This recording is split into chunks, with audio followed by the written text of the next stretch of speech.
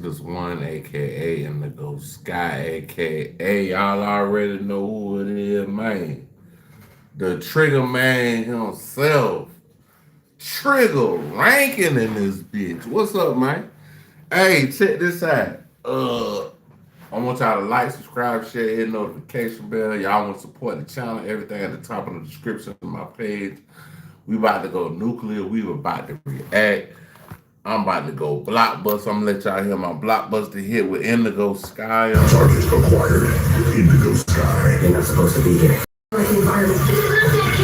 I'm not standard anything. Indigo Sky. Alright, man. So look, y'all, we about to react. I think one of our favorites, they got one already on the way, so we ain't got too much to worry about, guys.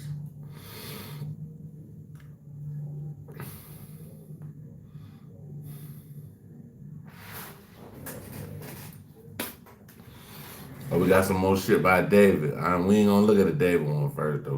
We gonna look at Panda first though. Let me see. See what Panda got. Oh damn, Most Scandalous got one. Damn. We might have to do Most Scandalous first, y'all. And he ain't had a new video on the way. Welcome back to Scandalous Los Angeles TV, where we expose the exposers. Once the individual you've heard referred to as Aryan Adam the Edomite has put himself on display. Yeah, Edomite. This time he went out of his way to show the world exactly how he feels about Munchie B. And the level of disrespect speaks for itself. We've been telling you this wasn't about culture or community. It's about usage. Whitey the Woodpecker feels comfortable talking down to black men, demeaning them publicly, and packaging that disrespect as content, which reveals a mindset rooted in exploitation, not collaboration. The pattern stays the same. Profit off proximity, then show contempt once the cameras are rolling. I don't really need to say much more. You're about to hear it with your own ears. I'm going to play the clip, let the words speak for themselves, and then break down exactly what this moment says about how certain people really view us. Half of the hosts of the show are consistently too up to conversate. Munchie can't not make about him. Yes, Munchie. We should probably talk about this because you have kind of Hey, hold on, a little rush. Let's make it about me right now. Yeah. What have I made about me though? You're way too drunk and you just keep talking about your own. Well, hold on. We're talking about like topics and then you just start babbling. I dare you to watch this podcast back. I fucking dare. You won't do it. Don't stop touching me. Stop it. Stop poking me. What the fuck is this? Get your dead hand off of me. Get out of here. No. Let's do it right now. Stop putting your dirty ass hand on me, bro. Stop putting your dirty ass hand on me, bro. Stop putting your dirty ass hand on me, bro. How much more disrespectful can someone get? You sit on camera and tell the world that Munchie's hands are dirty, coming from a man with a Baphomet tattoo on his own hand. Just sit with that for a second. You can hear it in his voice. You can see it in his face. The tone says everything. It sounds like pure disgust. But Munchie is somehow beneath him, like he's a contaminant instead of a guest. And that's the contradiction. He'll let people with dirty hands sit across from him, talk, joke, and generate content, as long as they're making him money. They can be close enough to profit from, but never close enough to respect. That tells you exactly how he sees Munchie. I'll admit Munchie may have been a little intoxicated that day. But at what point does that justify calling another man dirty and nasty on a public platform? If anything, it's a good thing Munchie showed up the way he did. Because in that moment, Whitey's mask slipped. And it revealed exactly how this woodpecker truly feels about him. No. Let's do. Stop touching me, okay? Hey, personal space. My body, my choice. Stop touching me. Bro, you only use. I don't want your. But he mess with men though. He actually messed with men. He messed with dudes.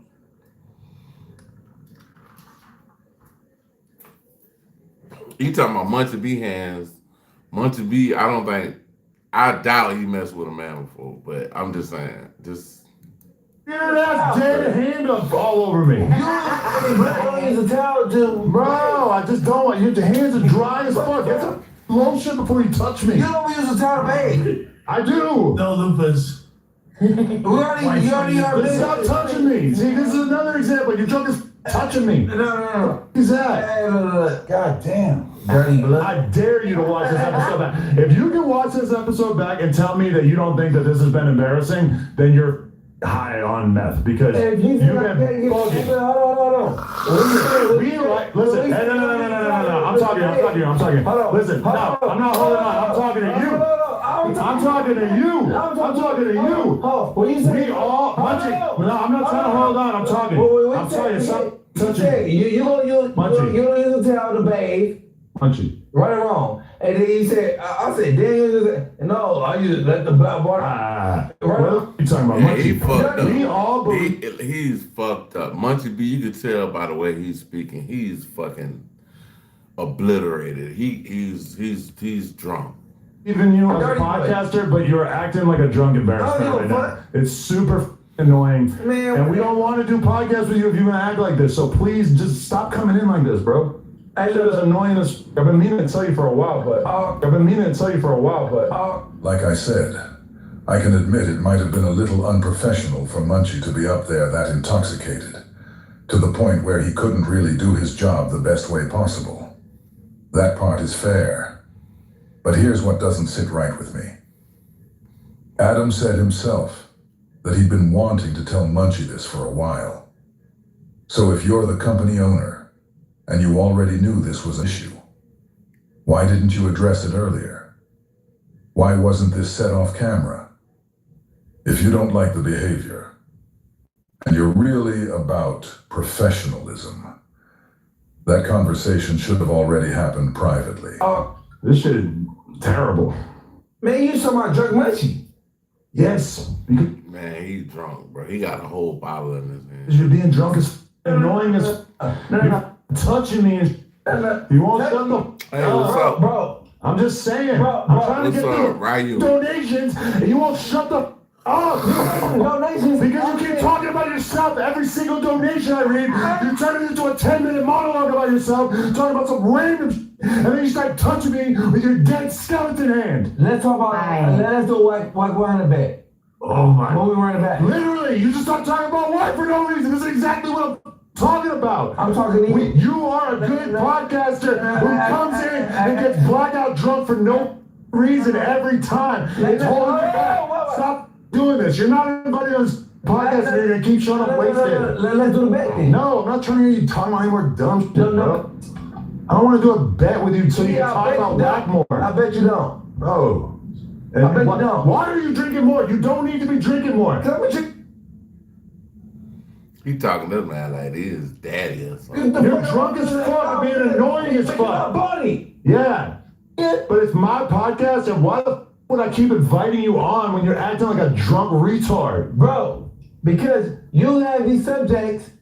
Bro. I'm trying to get through the donations and you won't shut the f up. Like, you asked so many times to be on this podcast. You were so mad when we stopped doing your other podcast before, and then you rewarded me by showing up this drunk, and you won't shut the f up. What other podcast? I'm talking about the podcast you have with Fog on Spotty Face, or Spider Loke. You were bummed when we canceled that podcast, right? And now I have it on this podcast every week. We all believe in you. We all think you have a potential as a podcaster. No, you could. I don't know why you would lie about that. You complained about how your podcast got canceled as soon as you got on No Jumper. Now you're on No Jumper every week. You've got the opportunity, and you're up because you keep showing up blackout drunk, acting like a moron. Are you lying now? No. Do you want me to post out the text? All right, I'll post them tonight. Yeah, I'll go through. I'll post them. Can we bet some money on Baby Studs? Can we bet 1,000? You're saying that you never complained about the fact that we canceled your podcast after 2 episodes. Oh, you're lying. Okay. Can we bet 1,000? We got no reason to believe you ever again. No. Right now, can we bet 1,000? So do you think that this podcast is not being held back by your alcohol issues? No. You said, hold on. You said, I'm not betting you anything. And stop touching me. That's what I'm saying. Stop touching me. I don't need your weird ass hands in my face. That's how you mean bro. Man, I'm out of here. Stop touching me. Stop touching me. Stop touching me. Munchie wasn't even touching him anymore.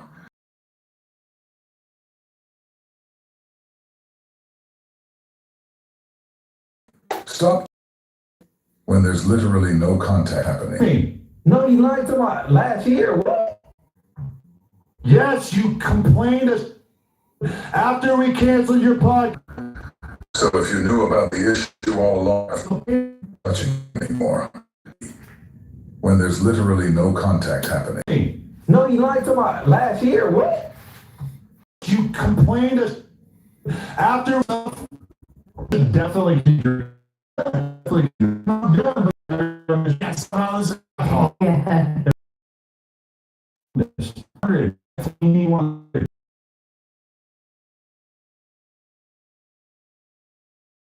He has anxiety on the head. That's why he's always got to drink or have a bottle in his hand, his comfort zones. All right, Dr. Phil. That was really Renteria said, searching for a germ-free sex tape. On a side note, you need to get rid of him. Aunt Heffy doesn't bring anything to the table. F. Weenie 100.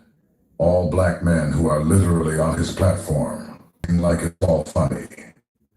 Like I said before, Adam did some unbelievable things on Twitter. And when people ask him about it, his response is always the same. Oh, me and my friends were just playing around. But who are his friends? Who are the people he's joking with behind closed doors? Because those are the guys he goes home to, laughing about the same things he does on his platform. And it's always at the expense of people we hold regard. Meanwhile, he's criticizing who doesn't bring anything to the table.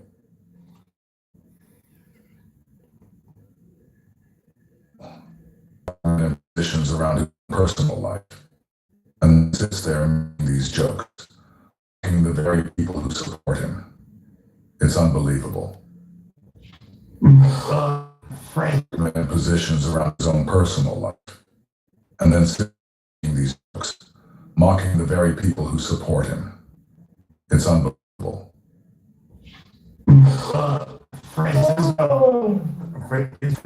They're really trying to tear us apart this time.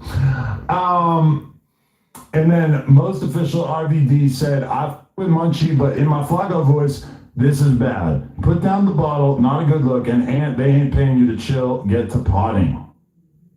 Jeez. As attracted as I am to Jennifer Aniston. This one from September 23rd, 2010 said, "You're saying you wouldn't suck an electric stick and be messy." Adam was around 26 at the time of both of those. In April of that year, he tweeted, "I would almost rather sexually harass than have sex." And then there's a series of tweets from throughout 2010 talking about black people in a derogatory way, including, "These rumors about blacks being good dancers are true." In October of 2011, he tweeted, "Hanging out with my N-words, my N-words." And in December of that same year, he didn't relate to any black girl by talking about World Star. Moving.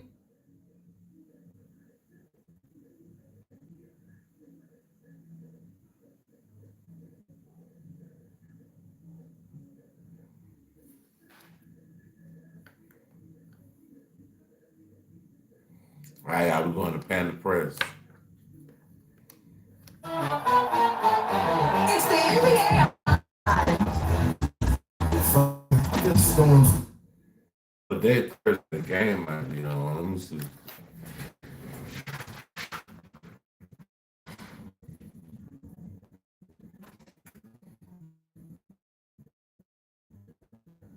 Nah, Dr. Umar stepped in. Nah, Dr. Umar stepped in, and he didn't come quiet. He basically said 50 Cent crossed the line. I saw the Diddy documentary. Here's what I'm gonna say about Now Dr. Umar said 50 Cent crossed the line. I saw the Diddy documentary. Here's what I'm gonna say about the Diddy documentary. I have no problem with black people. Here's what I'm gonna say about the Diddy documentary. I have no problem with black people holding black people accountable. I have a problem with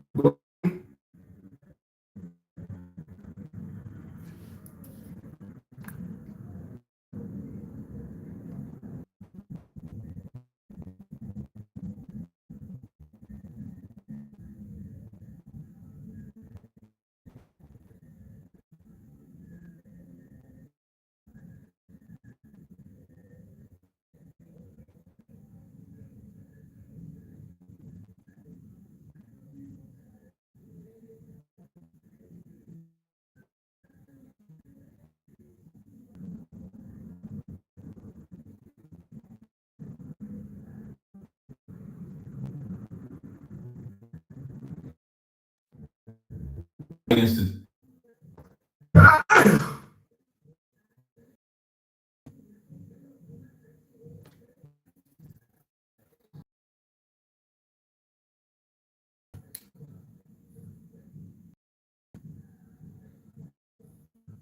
the Catholic Church, not to excuse Diddy, but to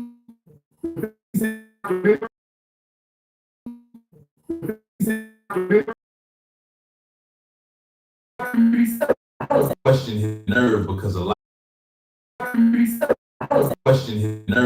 a lot of folks felt it. A lot of folks felt it before they ever said it out loud. That's why this blew up. Not because it was uncomfortable. Now let's really talk about timing. Because Dr. Umar didn't shout early. He didn't lead the charge. He didn't say a word when the accusations were still messy, unclear. He didn't say a word when the accusations were still messy, unclear. Accountability. He's not critiquing the coverage. He's critiquing who gets the long form takedown and then who decides which monsters get dissected in HD. I've never seen it. That's why this hit. Not because it was polite, but because it was inconvenient. Here's where people start shifting in their seats. Because if we're being honest, Umar didn't say something new. He said something already felt, but didn't want to. We watched certain names disappear from headlines asking why exposure isn't evenly applied. That question makes people exposure isn't evenly applied. That question makes people uncomfortable because it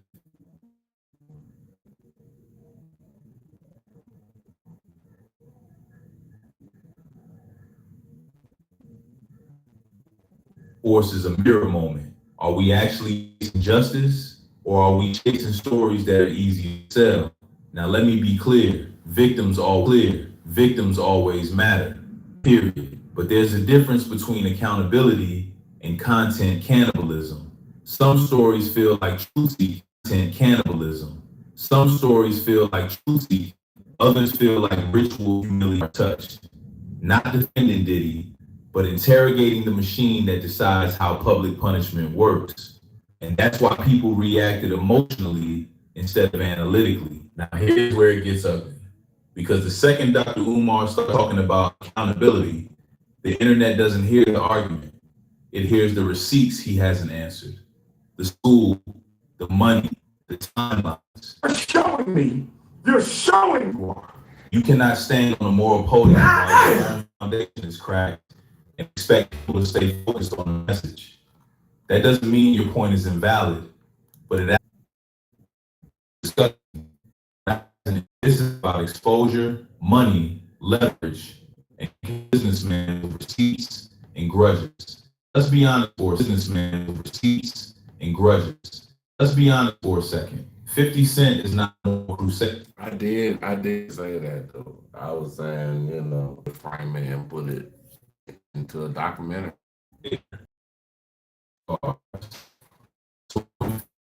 And business opportunity.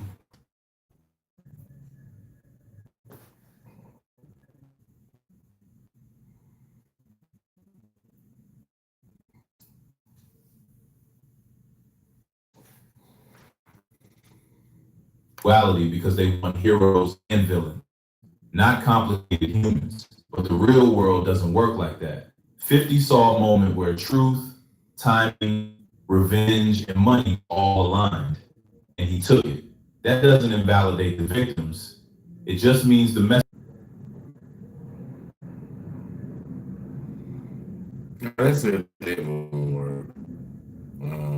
Yeah, y'all check out Panda Press. I don't know, that video is giving me some problems. Let me see if this boy that fly over.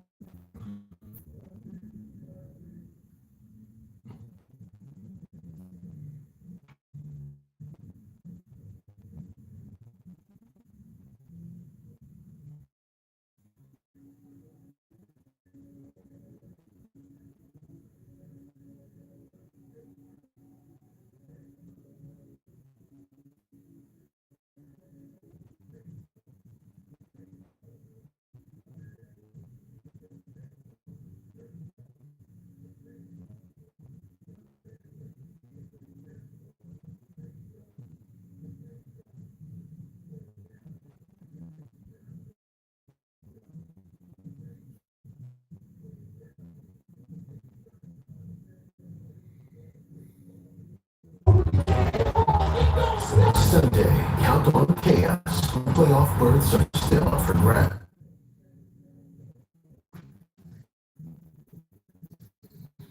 I think this is wild card weekend.